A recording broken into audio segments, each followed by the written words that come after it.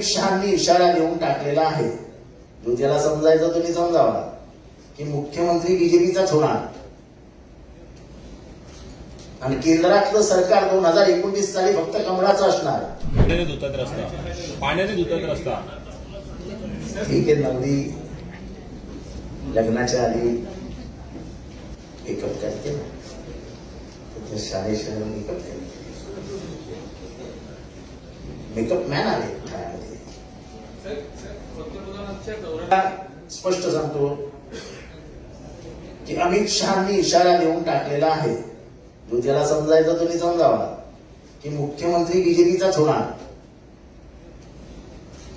आणि केंद्रातलं सरकार 2029 साली फक्त कमळाचं असणार.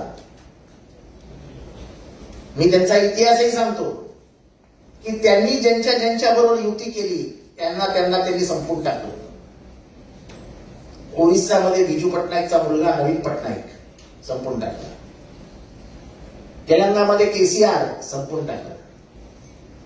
आंध्रमध्ये YSR संपून टाकलं.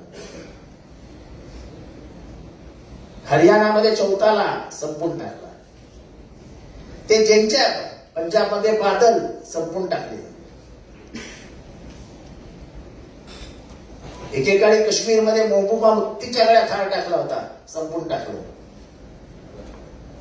महाराष्ट्रात मला माहित नाही, मी काय भविष्य करता नाही आहे. महाराष्ट्रात अजून एक परिस्थिती अशीच आहे की अजित पवारांनी वक्तव्य केले की 80-85 जागा जर मिळाल्या नाही